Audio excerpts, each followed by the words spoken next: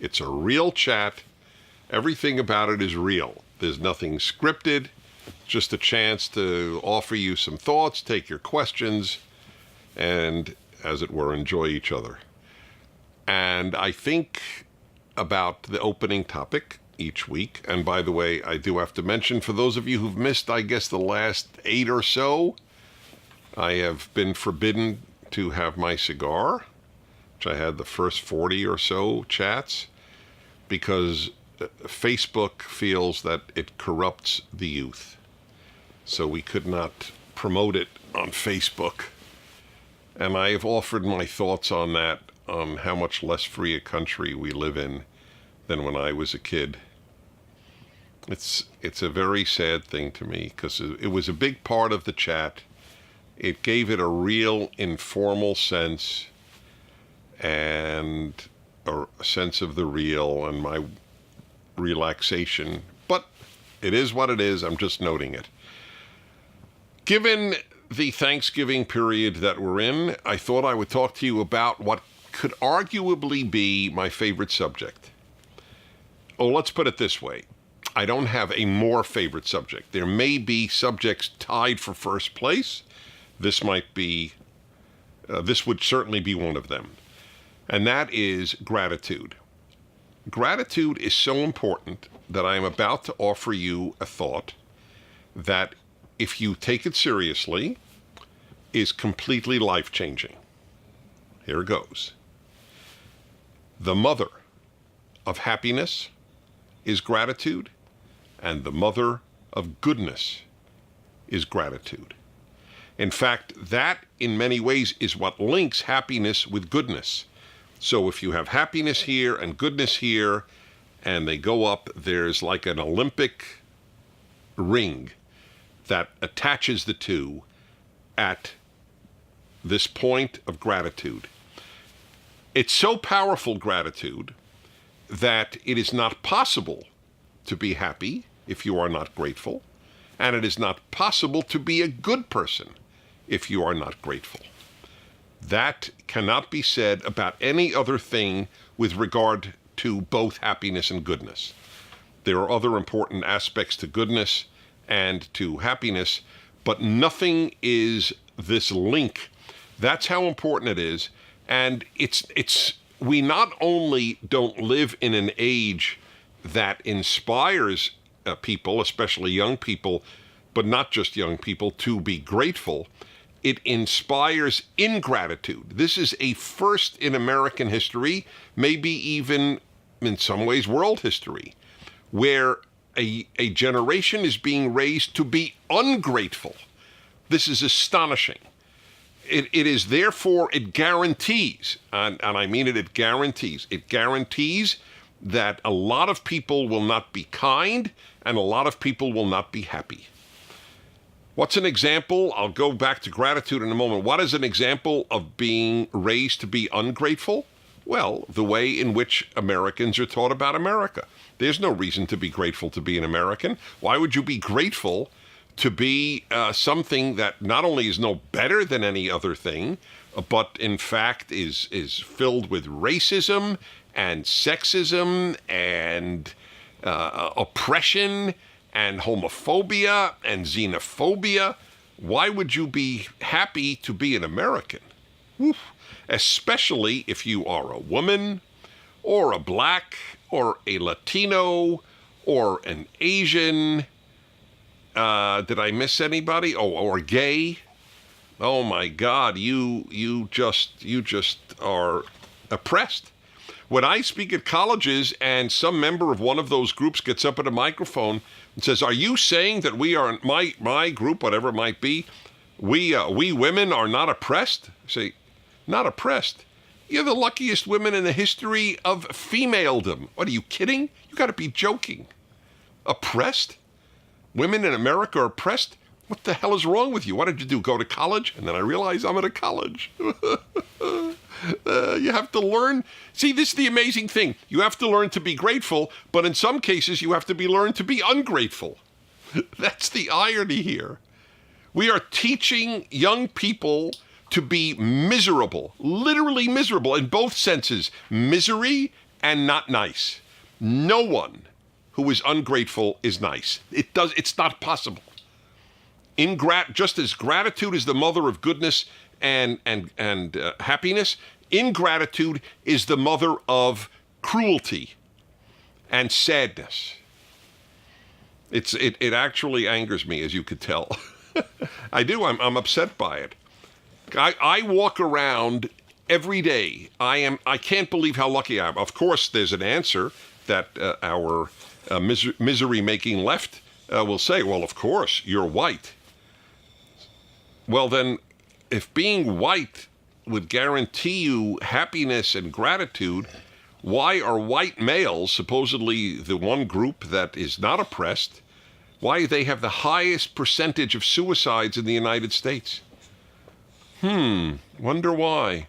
Maybe because the point is idiotic. What do you think, every white person is walking around grateful? Not if they're on the left, they're not. Believe me, that's the whole point of being on the left. I'm grateful for what?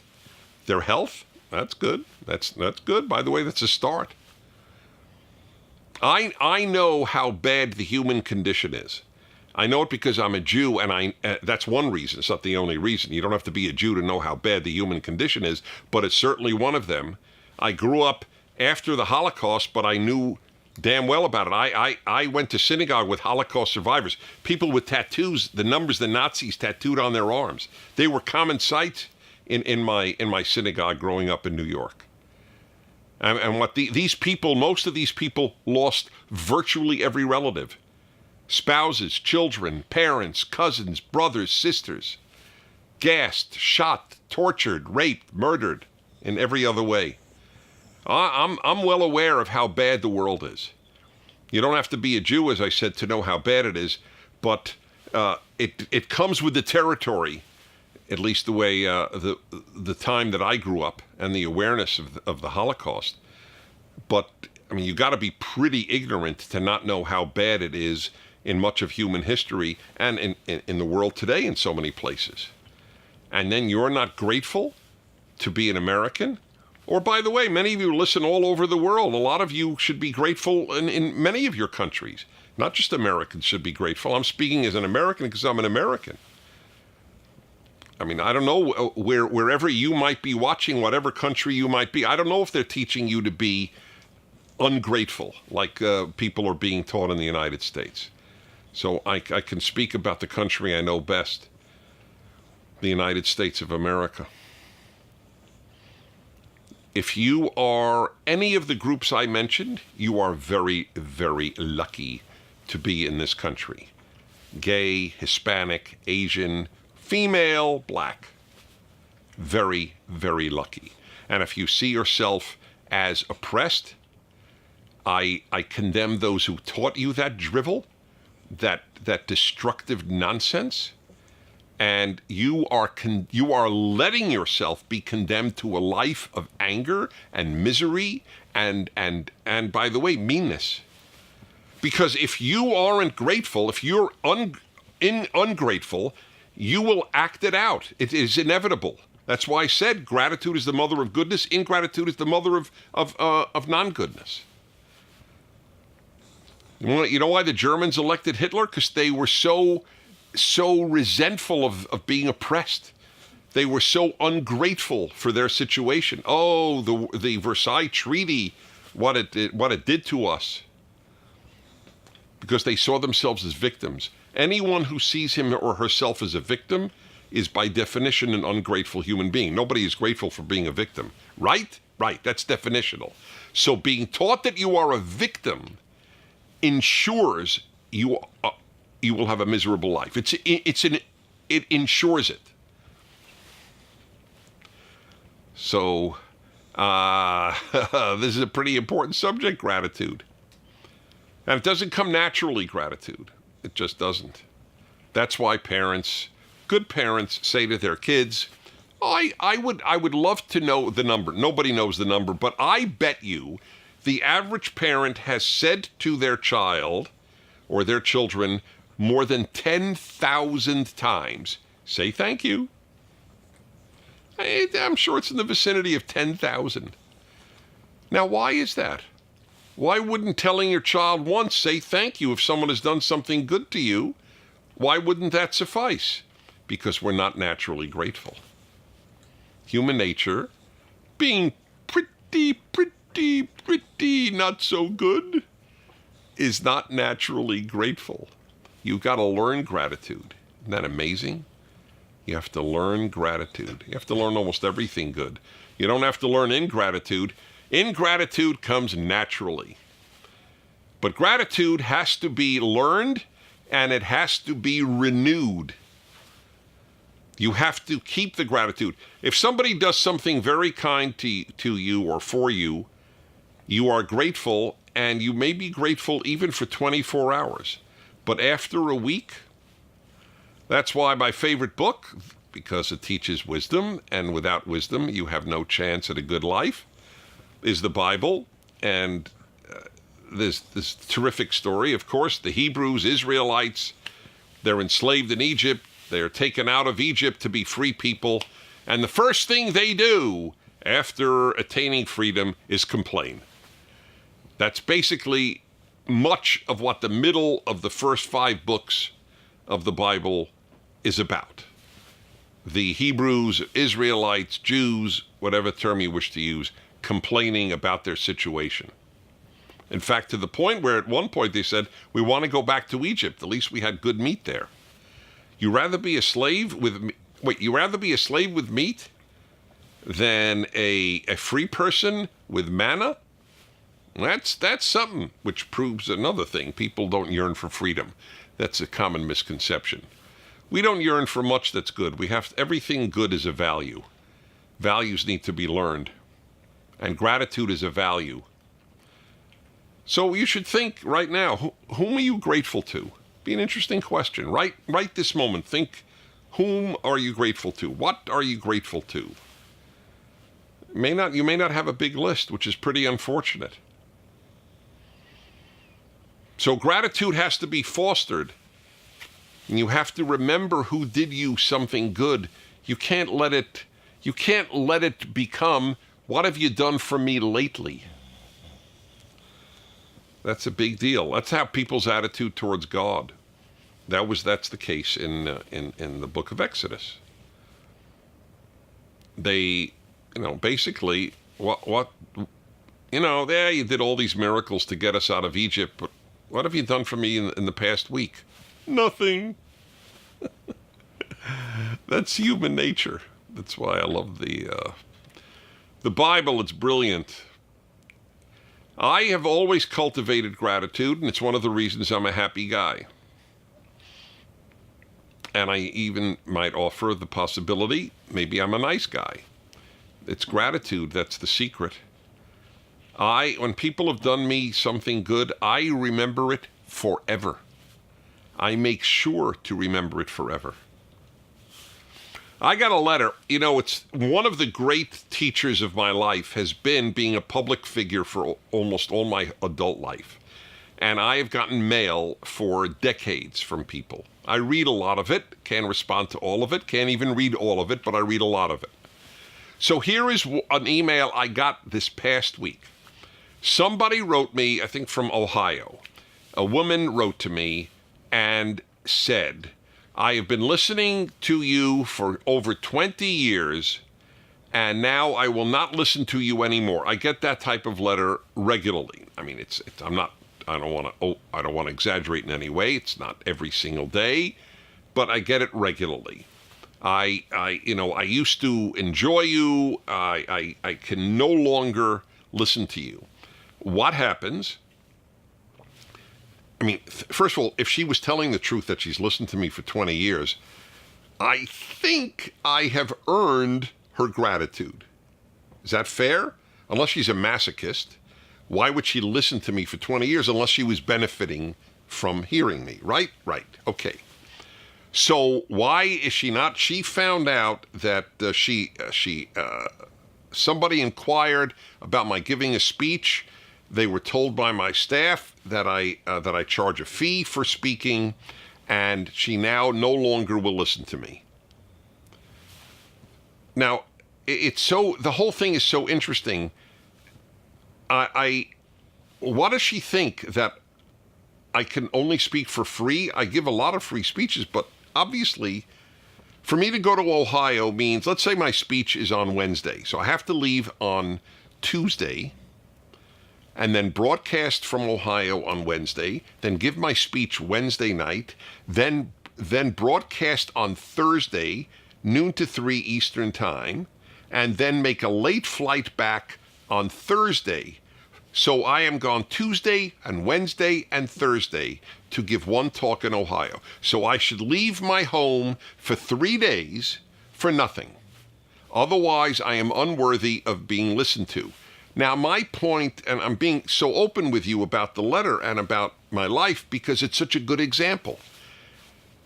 How is it possible that her mind didn't go, well, he makes a living too, or it's a long trip. I'm not asking him to stop by his radio studio in L.A. This is across the country. And anyway, I'm so grateful to him for all the good he's done. Am I going to stop listening? Am I going to get angry? That's what she should have thought. I'm not hurt.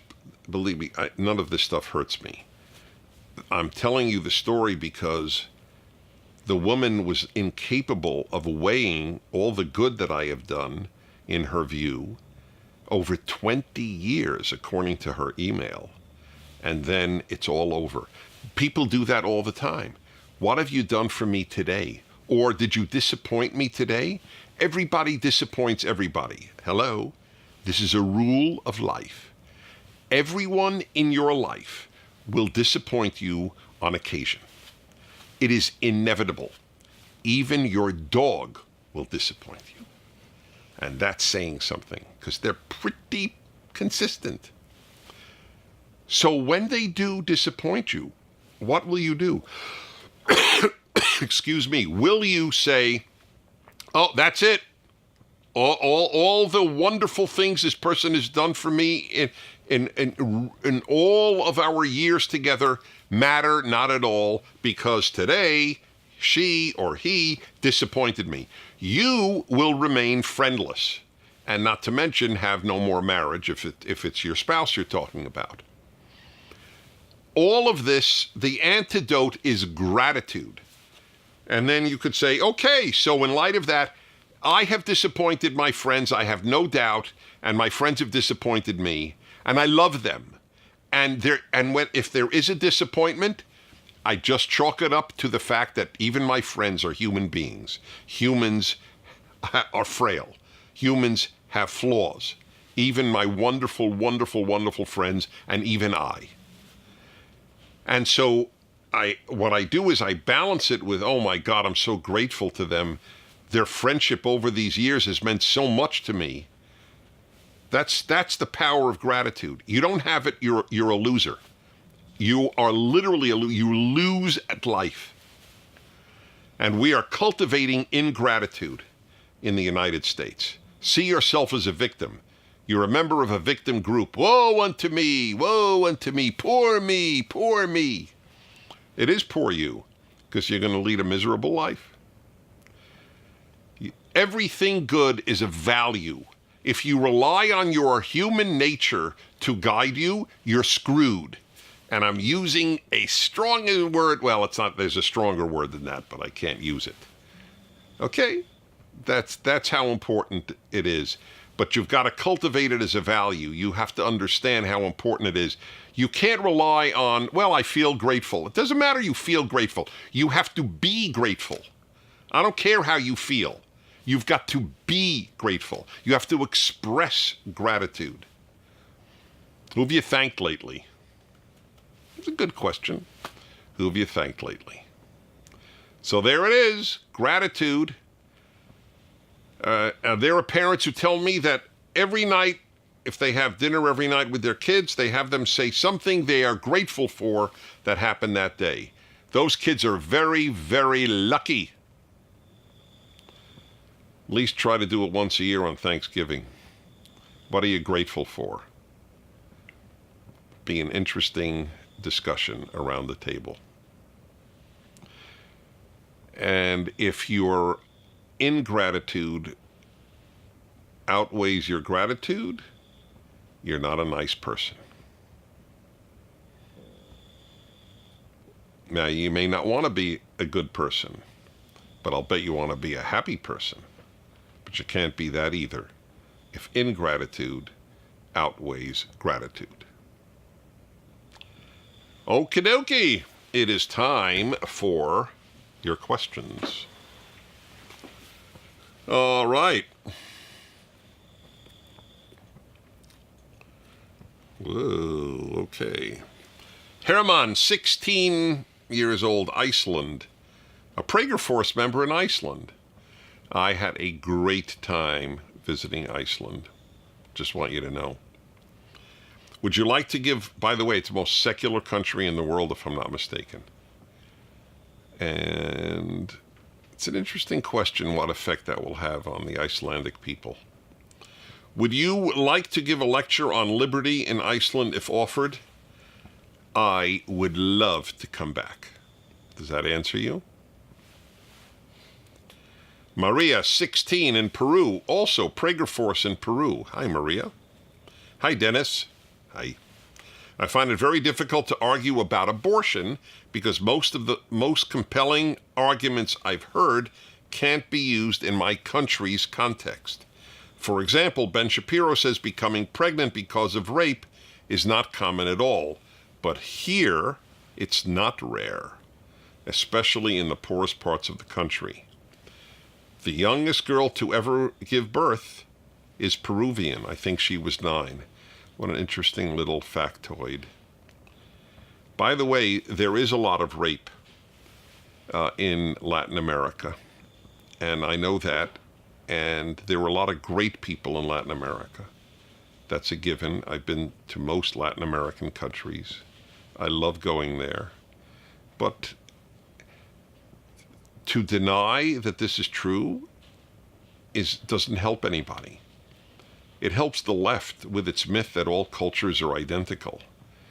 But it doesn't help the victims. These are real victims. It doesn't help to prevent this from happening. If you go to the doctor, you don't want the doctor to tell you you're well if you have a health problem. The pro-choice always use the argument about how so many girls drop out of school because they get pregnant by 14. Some girls just drop out because they are afraid to get raped on their way to school. This is an amazing little email. Given the circumstances, how could I argue against abortion? I agree with you. I don't think that saying that being adamant that someone who has been raped, a woman or a girl who has been raped, should not have an abortion is going to be the most effective way to make the position about the worth of a human fetus. I agree. It's emotionally the most difficult point of any of us who want people to understand that the creature that is made by sexual intercourse is infinitely valuable. I fully acknowledge it is our most difficult hurdle, and it's not a point that I even push. In America, certainly, where there is per capita, I believe, considerably less rape than what you describe, it is pretty rare. And it is not good to use rare circumstances to make generalized principles. In general, a woman who seeks an abortion in the United States had voluntary sexual intercourse. She was not raped. However, having said that, see my video on the worth of the human fetus or the unborn child, whatever term you wish to use. I don't care about the term. I care about the morality. And I don't talk at all about legality or non-legality. And I open up the video I just talk about one question. The worth of that which is produced by the union of egg and sperm. Is it a pimple? Is it a nascent human life? Is it a full human life? What is it? Rape does not change the worth of that creature. Now, that doesn't mean that I would force a raped girl to have a baby. But I can't change truth because of the terrible circumstances under which the truth operates. If the human being inside a human being has value, it has value in any way, shape, or form it was made. That is just honesty. What is it? The human fetus has infinite worth if it was produced out of love, but if it was produced out of rape, then it has no worth. That's not logical. The issue is not God. The issue is not religion. The issue is just logic. So I'm being as totally honest with you. I admit it is the toughest of the hurdles in the pro-life world. I acknowledge that. And I wouldn't push on it. I wouldn't say, I'm going to force you at 14 to have a child. But if you ask me, is what you're carrying infinitely precious? Yes, even though it was disgusting the way it was made. But that's true for a born human. What if a person, what if the person is allowed to be born?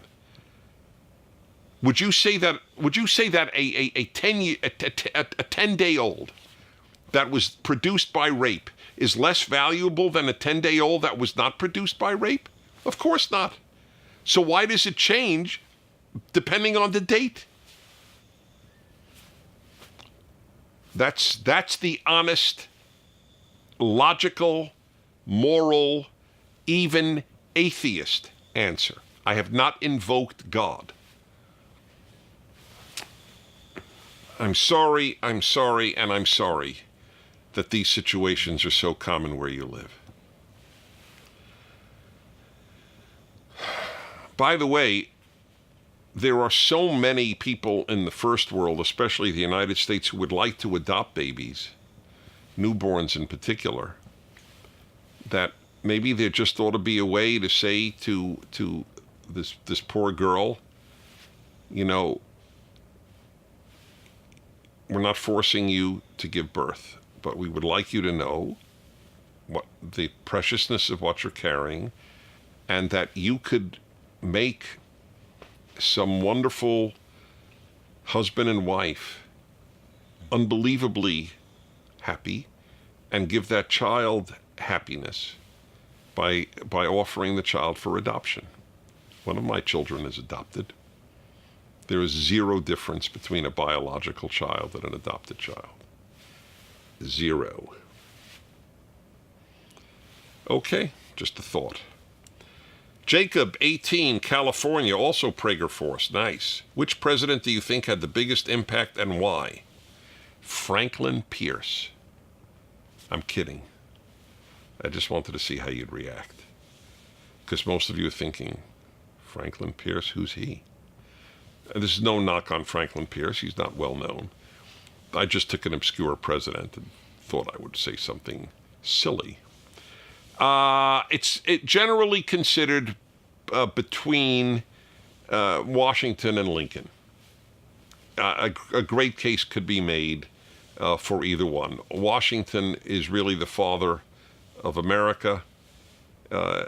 He's walking away, not allowing himself to be a king or anything like that, not be reelected and reelected, and so much else about him.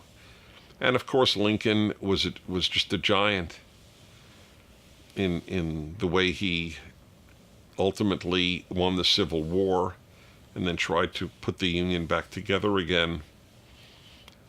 They were not the only ones who had big impacts. But those would be the two that come to mind. Elise, 45 years old, Rancho Santa Fe, California. Our oldest child is 17. We go to synagogue weekly, but he hates going, doesn't believe in God, and wants nothing to do with Judaism. We don't fight it anymore. We always have articulated our values and talked about the importance of morality. He is not a rule follower. In fact, he is one of the most creative rule breakers. How do we respond to him, and what more can we do?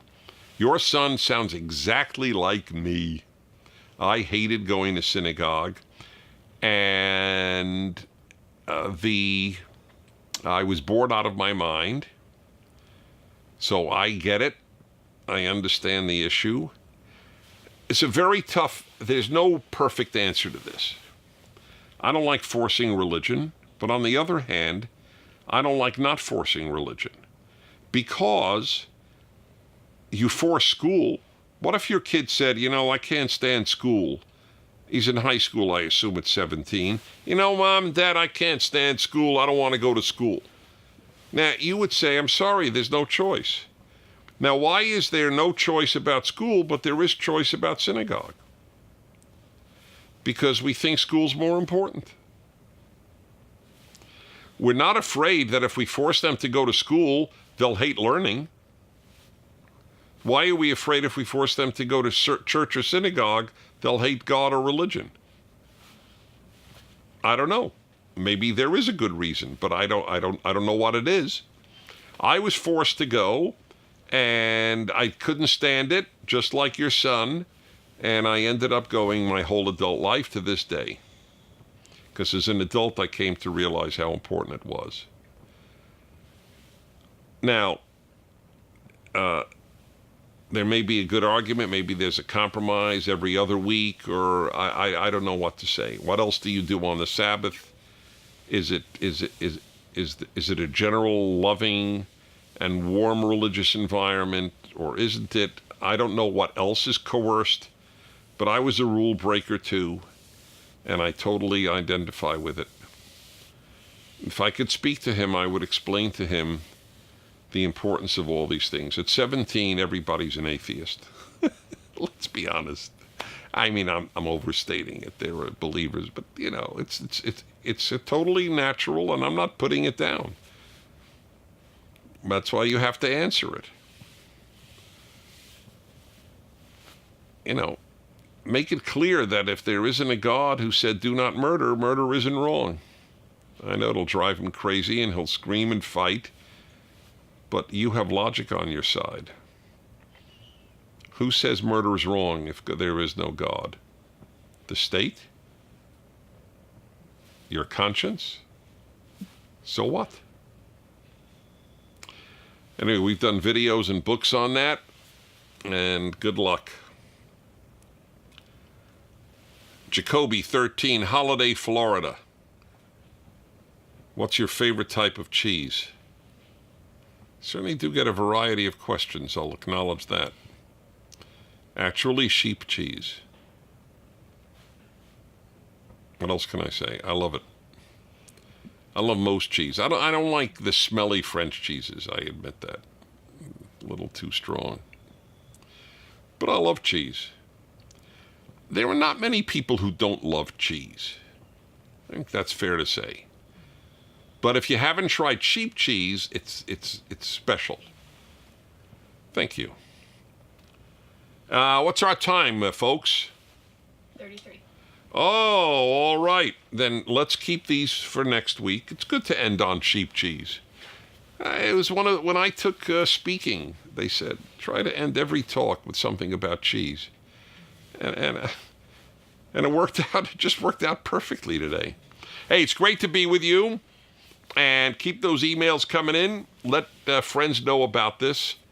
Some pretty important stuff that I get to talk about with you. So have a wonderful holiday. Specifically, in this case, Thanksgiving. By the way, if you're watching this and it's in the middle of summer and it's not Thanksgiving, none of these are dated. When I talk about these things, even if it's in the news, I'm always thinking, if somebody watches this 5 years